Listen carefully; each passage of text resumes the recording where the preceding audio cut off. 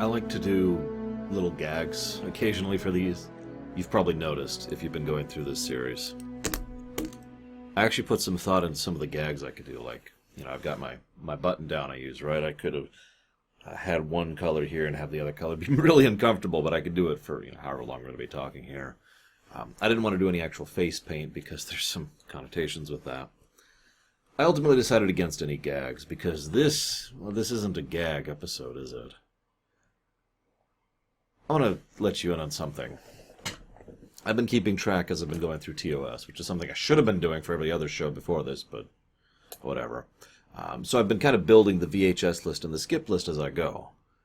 But in truth, it's actually 4 lists. There's the Gush at the very top, then the VHS list. So both of those are technically part of the VHS, but there's the Great and the Good, and then there's the Skips and the Lamentations, which are both part of the skip list, right? So Great, Good, Bad, Lamentation. And way at the top here in the Gushes are quite a few episodes you'd probably recognize. Amok Time, Errand of Mercy, Balance of Terror, Trouble with Tribbles, City on the Edge of Forever, Taste of Armageddon, Doomsday Machine, Mirror Mirror, Piece of the Action, Let That Be Your Last Battlefield. Also the Enterprise incident. I will freely admit I am actually quite surprised that 2 Season 3 episodes are on the Gush list. I was not expecting that. I was kind of expecting this one. It's a very well-known episode, and for a very good reason. But I haven't watched this episode in some time, and I forgot how good it was. This was written by Dean Kuhn and Oliver Crawford. Now, Kuhn, I've said a lot about his stuff, so I'll leave that for later. In fact, I'm going to do a little thing here to remind myself of that. Crawford, he also worked on Galileo 7 and The Cloudminders, which we haven't gotten to yet. And this is directed by Judd Taylor, who's a good director, as we've already established. Judd, apparently, is actually the one who came up with the skin thing. The original treatise was there was going to be a devil and an angel, which explains some nonsense I'll get to later. But then he's like, well, wait, why don't we do like black and white? And then someone else later on in the makeup department's like, why don't we do it like this?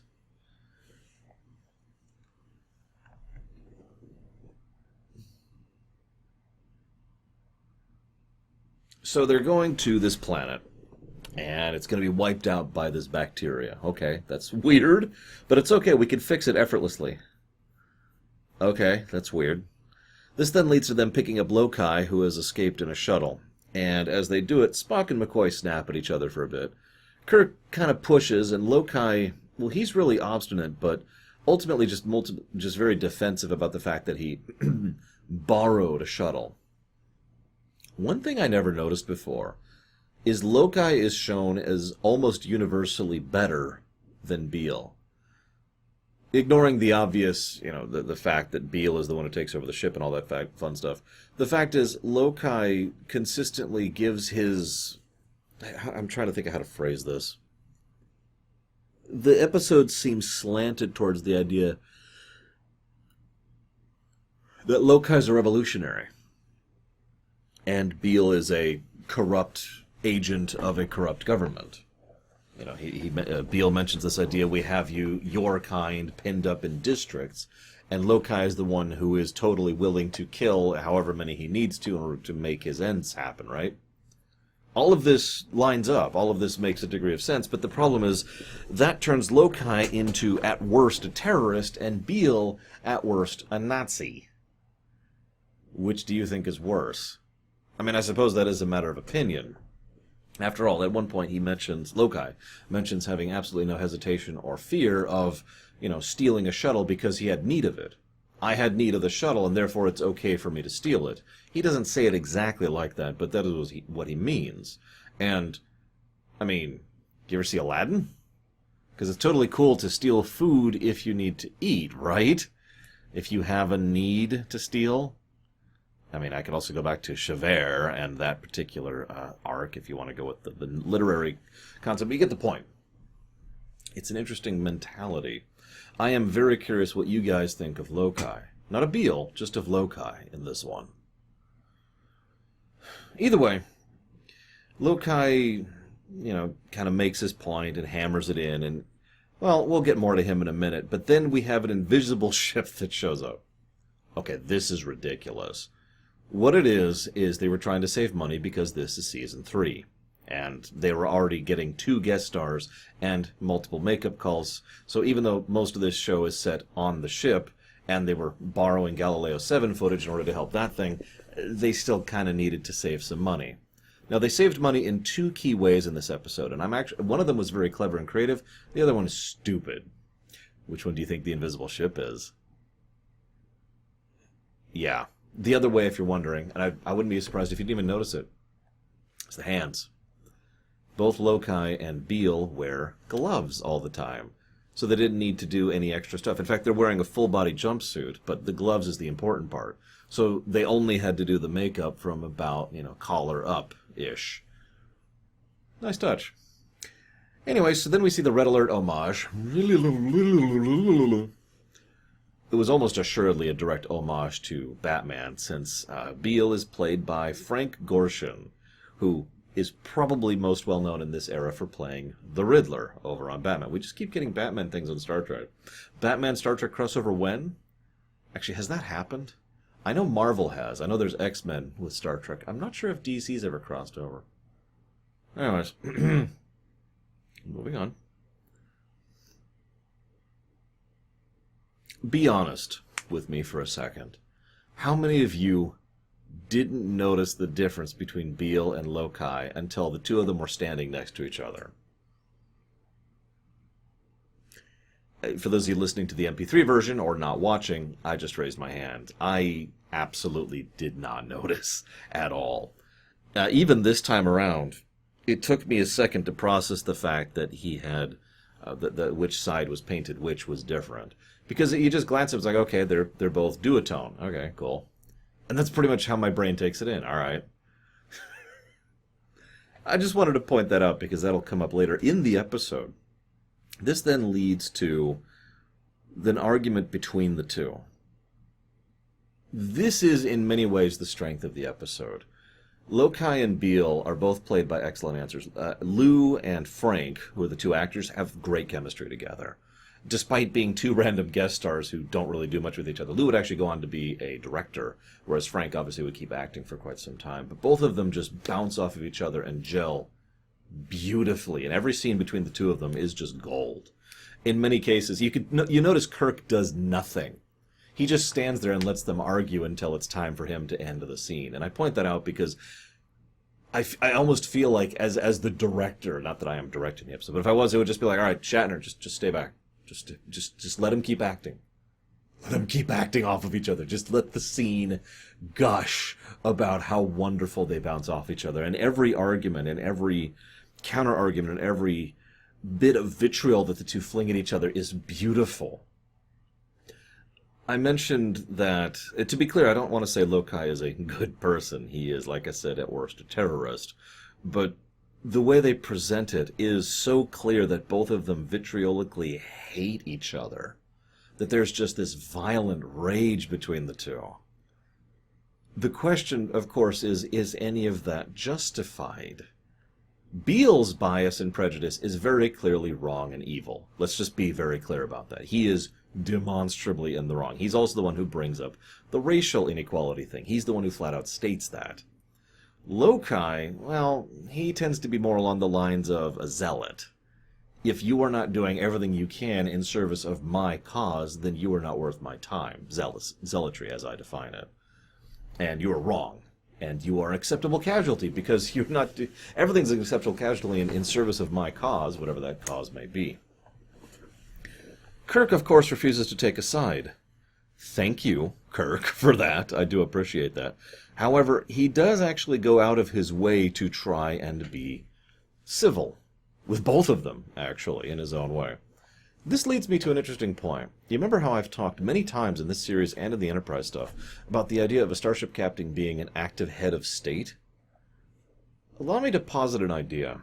In my mental rewrite of TOS that I'm totally not doing, wink wink, I'm going to make it so that captains in this era of a certain qualification, like maybe a flag captain or a fleet captain, are people who are actual officiates of the state, who can do everything I talked about. For those of you who didn't watch that episode or don't care or don't remember, the idea is they can take action as if they are doing so on behalf of the state, in this case, the Federation.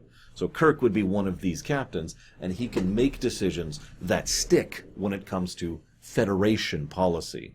This idea goes way back, but I think the earliest really big episode where this came in would be Balance of Terror, where he does actually make a state call in that episode, and the Federation backs his play on that one. Now, I bring all this up because I would keep that in this episode, and I would continue to have him not make a call here. I would have him delegate, put it off, put it over to Starfleet Command. Let them deal with this one. I don't want to touch this one with a 10-foot pole. This is obviously way too charged and way too volatile, and I don't know enough to really judge this. So Kirk then recognizes this and puts it off to cooler heads to judge in a more long-term fashion. This then leads to the Federation saying, okay, here's the deal. After your mission, we're going to have a hearing. Once we've had the hearing, we'll judge things, and then we'll probably go ahead and recuse the accused over to the commissioner and then give him a transport to be on his way.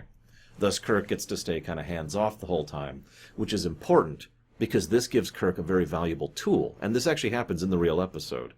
Because he didn't take a side at any point in time, he has the opportunity to try and reach out to both, which he does do.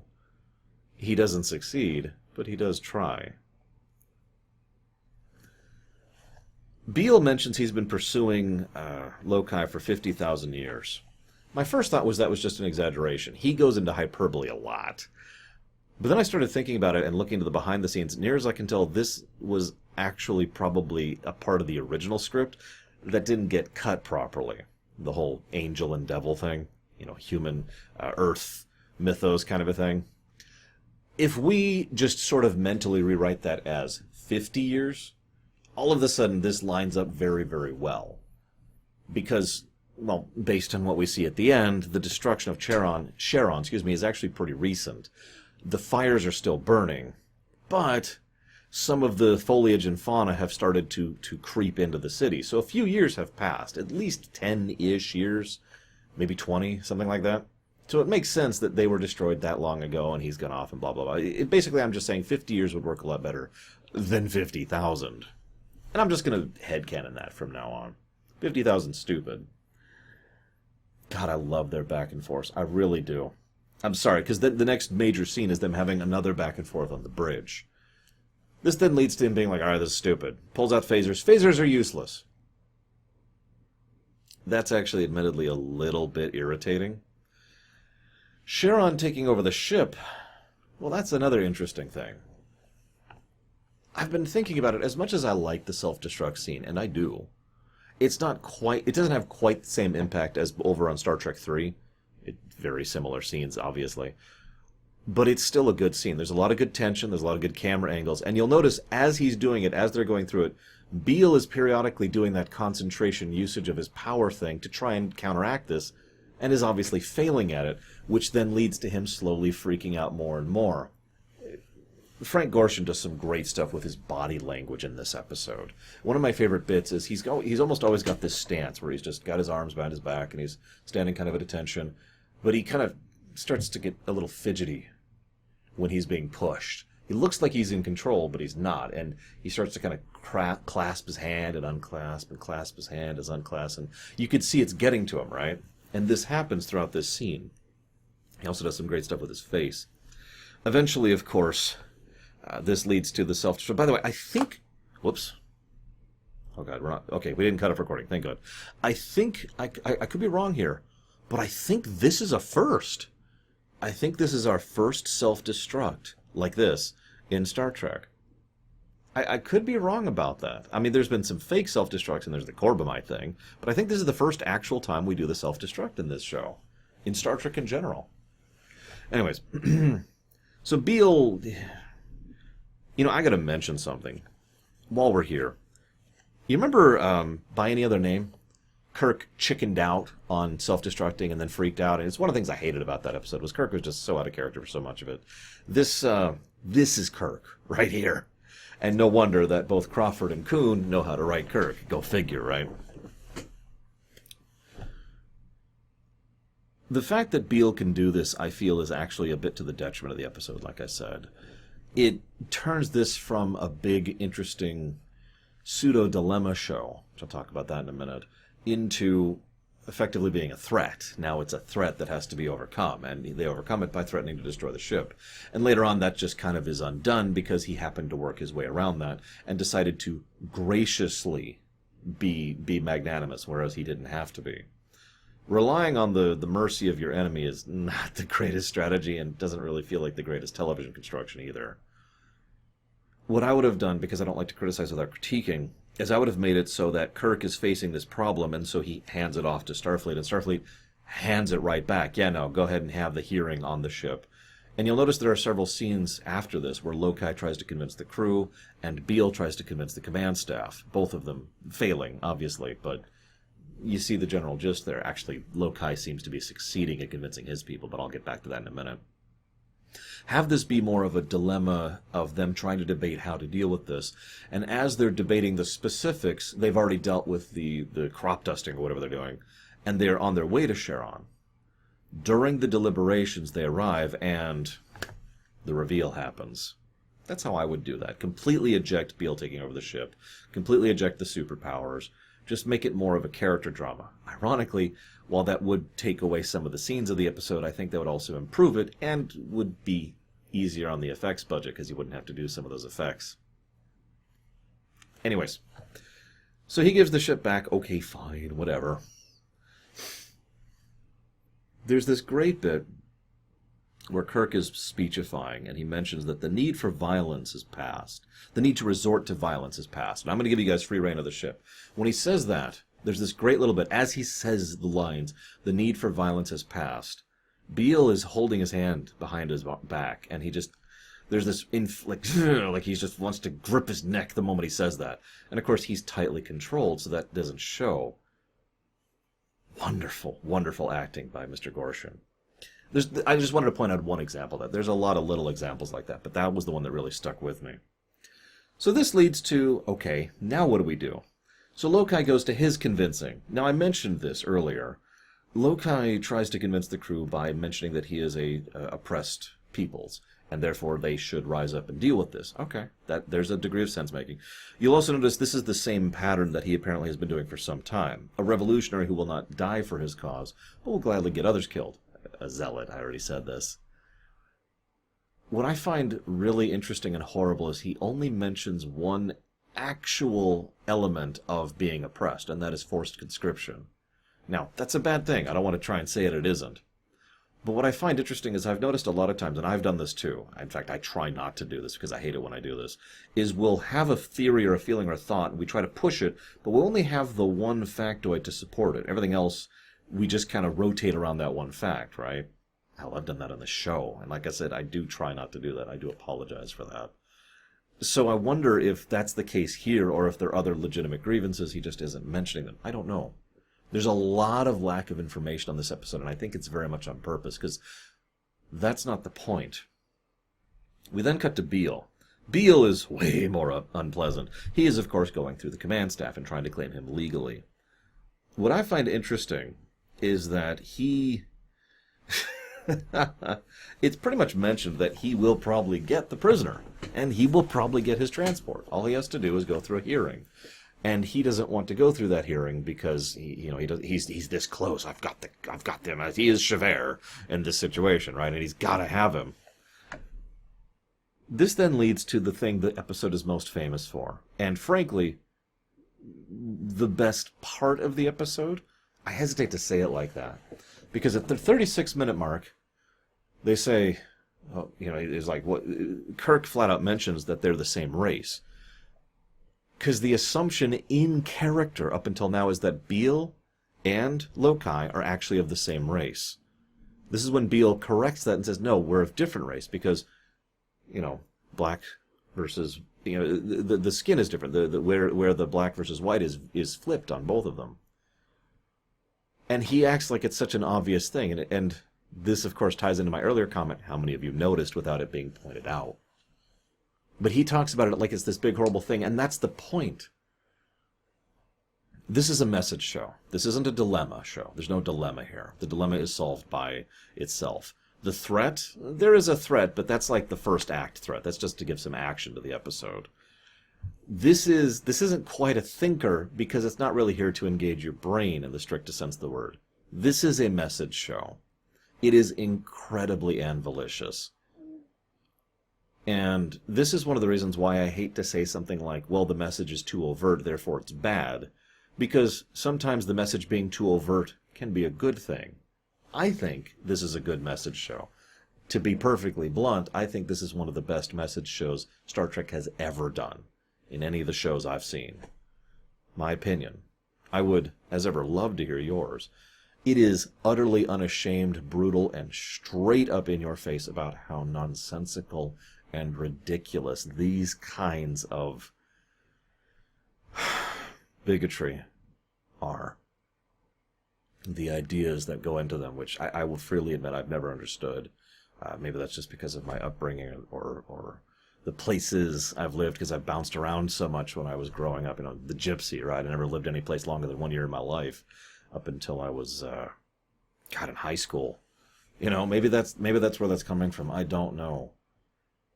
The idea of this judgment is portrayed as nonsensical, is portrayed as insane, and frankly idiotic.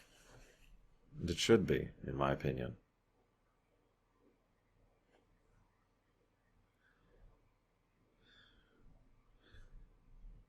So they go to the planet Arianis, and the ship flies by it, nothing happens. Do they beam down something? Is there radiation they're bathing the planet in? I don't know. They fix the planet, and then Beale, who's been very reasonable, is like, hey, let's go. And they start going to Cheron, and the two start fighting, and naturally it causes issues. Unnecessary. Doesn't need to be part of the thing, I don't think. One of them calls one a half-white. One of them calls them a half-black. Yeah. That's probably the one and only time Lokai shows any real racial prejudice against Beale. We also hear that, let this be your last battlefield. Roll credits, roll credits. The two continue to be in conflict until they come in range of Cheron. Way too quickly, I might add. But they come in range of Cheron. And Cheron is burning. Everyone's dead. Everyone's been dead. Everyone's been dead for years. It says all it needs to, doesn't it? It is exactly as powerful as a message as it needs to be. The idea that the unrelenting, unyielding nature of it never stopped. The cycle of violence, or maybe the sins of the fathers, or just plain old bigotry never stopped. And it led to a civil war of planetary proportions, and Cheron is now gone. What follows after this is just what happens here is they smash that hammer right down there. Then, this is clever, and I love this. What happens is, after smashing the viewer in the face with that reality of the millions or billions dead, what it then does is the typical Trek thing. You could come live in the Federation. The reaching out the hand. Like, if there is one thing that is Trek, it is the reaching out the hand, in my opinion. It's knocked away by both of them. In turn, he reaches out to Lokai. No, your cause will die. It's over. Why go on? Beale, you could exist. He's gone. The chase is ended. Both of them ignore him. They chase Beale chases Lokai throughout the ship. And as they're running, they make a point of showing, both actors are deliberately shown as being just physically exhausted, as both of them are picturing or possibly literally feeling the death and destruction on the planet, the fires that are still burning. And the episode takes its time here. It doesn't just end quickly or succinctly. It makes sure to emphasize with successive, repeat showcasings of both of them and the visions that they're having of the planet. And then they beam down to the planet and they continue the fight. This is very well emphasized and very unflinching in how it does it, and I am completely on board. I hope this at least gets across some of the reason why I love this episode so much, why it's in the gush category. not simply good, not simply a rewatch. This is a powerful episode. I hate to do the edit. I'm sorry. I had someone very loud next door, and it was basically destroying the take. So I just paused for a second. Before we wrap up, I do want to mention, this is the very last work that Gene Coon would do for Star Trek right here. This is the end. There's nothing else for him after this point. Obviously, the amount to which he was involved in this episode is actually debated. Obviously, he does get story credit for it, but how much of this was his episode, how much of it was Oliver Crawford's, is something that I've heard conflicting reports on. But either way, Gene Coon, who, in my opinion, was one of the really big names that helped Trek be Trek, is no longer with us in general, but also is no longer with the show after this point, and that sucks. And I wanted to mark his passing, so to speak. He has been an invaluable, in my opinion, an invaluable insight and shaper of what Star Trek is and was. And we lost another one with this one, Robert Justman. Robert Justman has been on board since the very beginning. I have been mentioning that name since, I think, the intro video, but I know at the very least since The Cage. Robert Justman has been one of the big executive forces and producers behind making this show what it is. He has been an awesome, amazing, and very positive impact on Star Trek. While I give Gene Coon a lot of credit, I want to make this clear that it's hard for me to underestimate the impact Robert Justman as an individual had on this show. The fact was, he was just sick and tired of it. He was tired of the decrease in quality. He was tired of the overwork. He was tired of the terrible conditions, the bad support. And frankly, he was really pissed off at Roddenberry at this point in history. So he just said nope and just bowed out. And I don't blame him. But I want to give the man veneration. I want to give the man credit because in many, many, many ways, we have Trek because of Robert Justman. Well, he did not work in a vacuum, and I don't want to imply such. He was a big contributor. I think at this point we only have one of the old guard left, and even that's just kind of a debatable asterisk. But allow me to get back to the part of the take that wasn't ruined.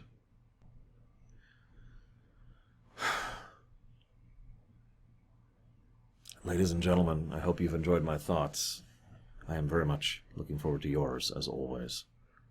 I'll see you next time.